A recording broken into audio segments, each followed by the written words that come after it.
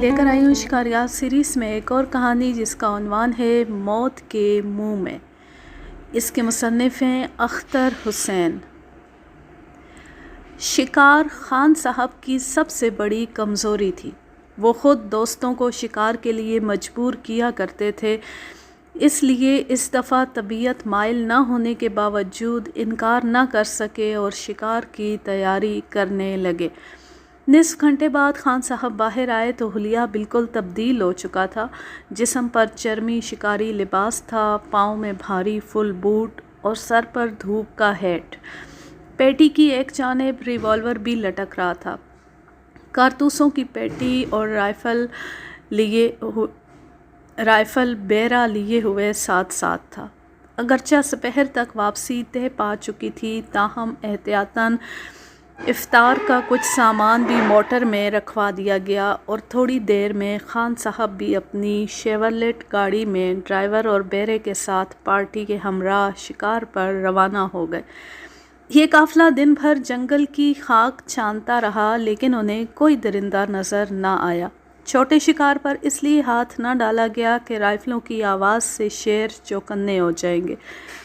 غرض یہ کہ غروب آفتاب کے وقت یہ پارٹی مایوسی کے عالم میں واپس ہو رہی تھی۔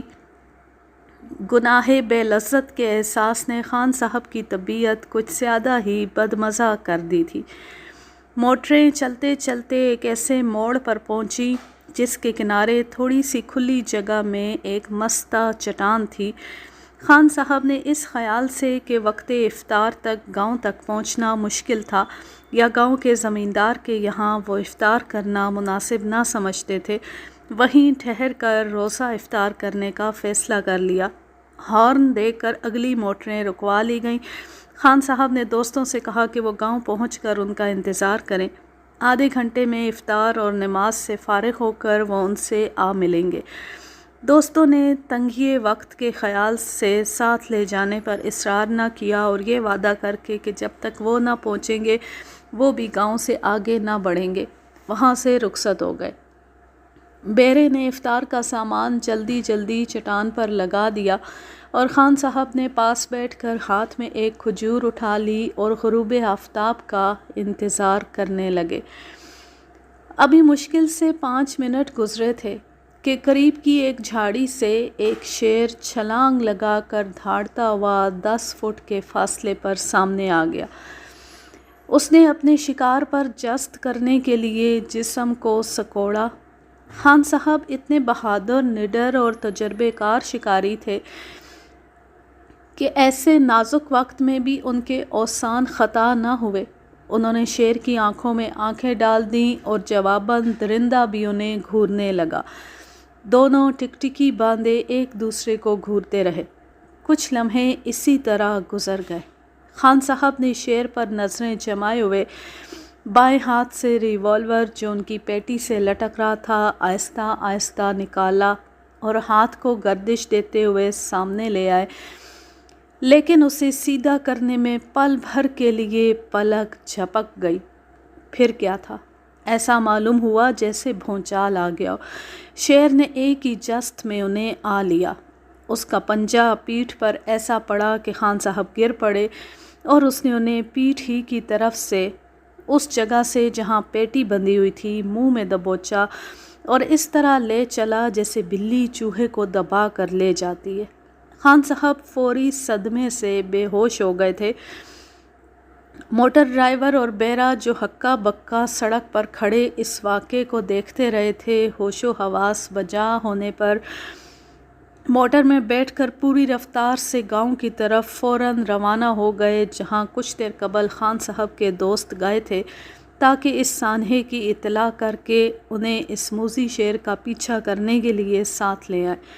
دوسری طرف وہ شیر خان صاحب کو منہ میں دبائے مشکل سے فرلانگ یا 2 فرلانگ گیا ہوگا کہ خان صاحب کو ہوش آ گیا اور انہوں نے محسوس کیا کہ وہ موت کے منہ میں ہیں۔